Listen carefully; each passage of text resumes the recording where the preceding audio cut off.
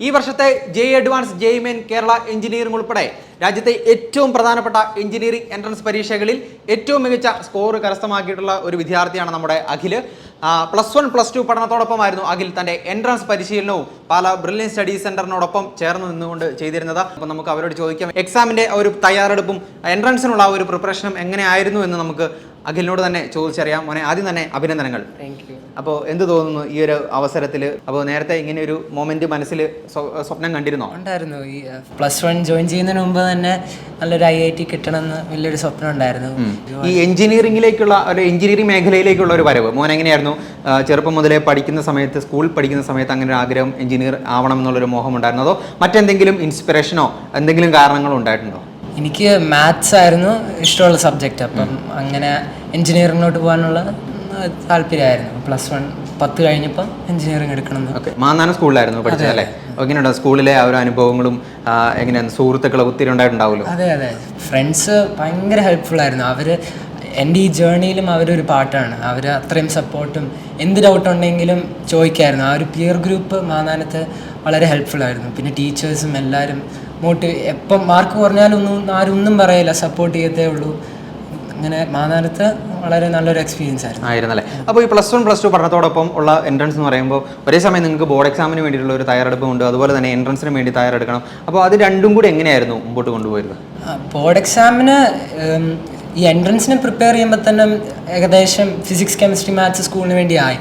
അപ്പം physics, chemistry, maths എക്സാമിൻ്റെ ഒരു 1-2 ദിവസം മുമ്പ് നോക്കിയാൽ ബോർഡ് എക്സാമിനുള്ളതായി. പിന്നെ ലാംഗ്വേജും കമ്പ്യൂട്ടറും മിസ്സുമാരൊക്കെ ക്ലാസ്സിൽ പറയുന്നത് കേട്ട് നോട്ട്സൊക്കെ എഴുതി എക്സാമിന് ഒരു 1 വീക്ക് മുമ്പ് നോക്കിയാൽ ബോർഡ് എക്സാമിനുള്ളതായി. അപ്പം മോസ്റ്റ് ഓഫ് ദി ടൈം എൻട്രൻസിന് വേണ്ടി തന്നെയായിരുന്നു പ്രിപ്പറേഷൻ.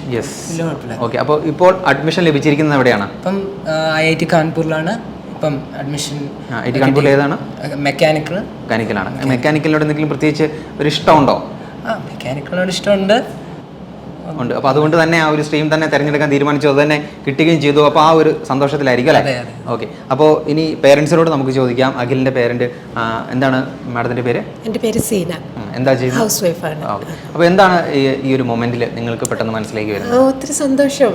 അവൻ്റെ ഒരു ഡ്രീം അച്ചീവ് ചെയ്യാൻ പറ്റിയതിൽ ഒരുപാട് സന്തോഷമുണ്ട്. നന്ദി പറയുന്നു, ദൈവത്തിന് നന്ദി പറയുന്നു. പിന്നെ ബ്രില്യൻ്റ് ഒത്തിരി ഹെൽപ്പ് ചെയ്തിട്ടുണ്ട്.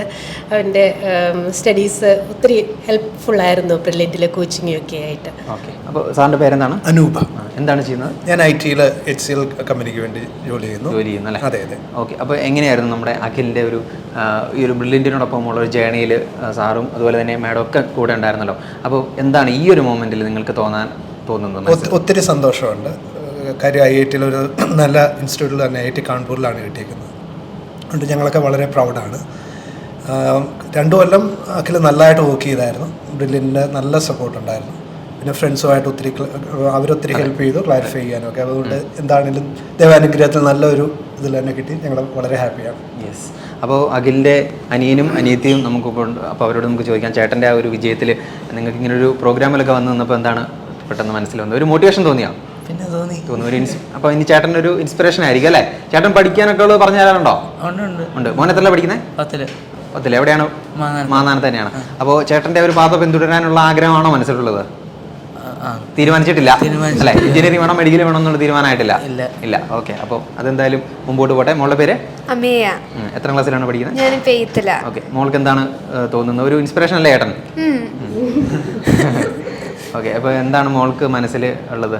ഇപ്പോൾ ചേട്ടൻ്റെ ആ ഒരു നല്ലൊരു സ്കോറൊക്കെ കണ്ടപ്പോൾ മോൾക്കും ഇതുപോലെ തന്നെ പഠിച്ച് നല്ലൊരു നേട്ടം, വിജയം വേണം എന്നൊക്കെ ഉള്ളൊരു ആഗ്രഹം മനസ്സിൽ തോന്നി തുടങ്ങിയിട്ടില്ലേ? ഓക്കെ, അപ്പോൾ ഇനി IIT കാൺപൂരിലേക്കുള്ള ഒരു യാത്രയിലാണ്. ഇനി അഡ്മിഷൻ്റെ തിരക്കുകളും കാര്യങ്ങളൊക്കെ ആയിരിക്കും അല്ലേ? അപ്പോൾ നല്ല രീതിയിൽ മുമ്പോട്ട് പോവുക. ഇനി ഫ്യൂച്ചറിലും ഇതുപോലെ തന്നെ എല്ലാ പരീക്ഷകളിലും നല്ല രീതിയിലുള്ളൊരു വിജയം തന്നെ അഖിലിന് ഉണ്ടാവട്ടെ എന്ന് ഞങ്ങൾ ആശംസിക്കുകയാണ് കേട്ടോ. അപ്പോൾ ഓൾ ദി ബെസ്റ്റ്. എൻട്രൻസ് സംബന്ധമായ വാർത്തകളും അപ്ഡേഷനുകളും ഏറ്റവും വേഗം ആധികാരികമായി അറിയാൻ brilliant study centre Pala YouTube channel subscribe ചെയ്യുക. ബെൽ ഐക്കൺ അമർത്തുക. ഈ വീഡിയോ മറ്റ് സുഹൃത്തുക്കളിലേക്കും ഷെയർ ചെയ്ത് നൽകുക.